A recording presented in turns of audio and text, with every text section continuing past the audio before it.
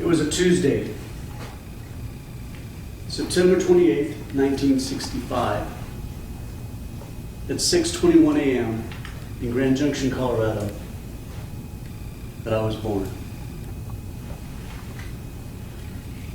It was a Wednesday, May 1st, 1968, at 3:07 a.m. that my father passed away. He was 24 years old. I was 2 years, 7 months, and my younger brother was 11 months old. My grandfather worked on the Denver-Rio Grande Railroad. He was a brakeman, based out of Grand Junction. He was home about half the week. I remember as kids, we'd be riding in the back seat of the car, and anytime we went down by near the train tracks and saw a train going by, it didn't matter what kind it was. Me and my brother would clamber over to the window, and we'd be like, "There goes Grandpa! There goes Grandpa!" He did the best he could in the short amount of time that he was there. When I was about 4 years old, my mother remarried. She was married for 7 years. And during that time period, my youngest brother was born.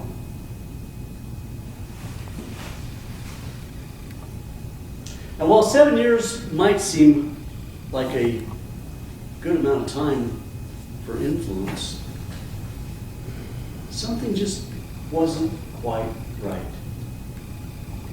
Never called him Dad. Somehow it just didn't feel proper.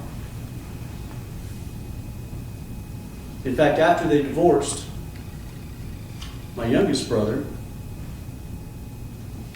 changed his last name from Ruiz to Brennan. My mother raised 3 boys on her own. From the age of 12, I grew up without a father completely.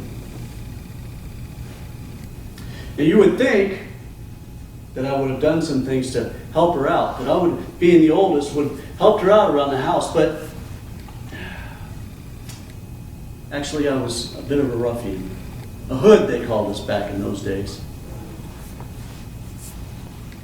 I wore the leather jacket, the buckle boots, the cut in the Levi's, 501 button fly, t-shirt. I skipped school, I smoked pot, I drank. I even had a few run-ins with the law. I graduated, barely, at the age of 17 years old.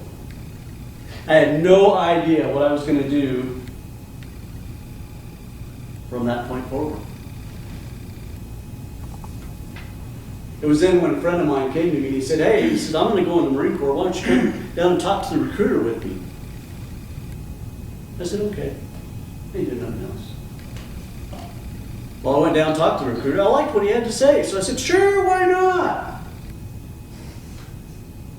My mom had to sign papers so I could go in since I was only 17.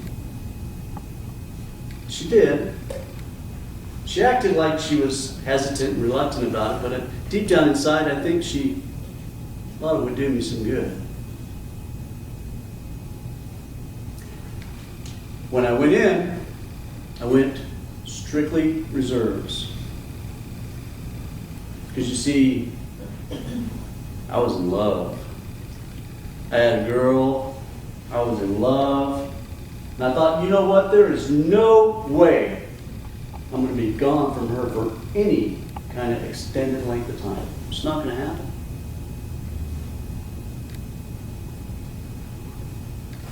It was a Saturday, January 26th, 1985, at 3:07 a.m. in Grand Junction, Colorado, and my first daughter was born. I remember looking into this little tiny piece of life. These little eyes that for the first time were seeing light and looking out into a big, bold new world. And I remember thinking, I'm a dad. I'm a father.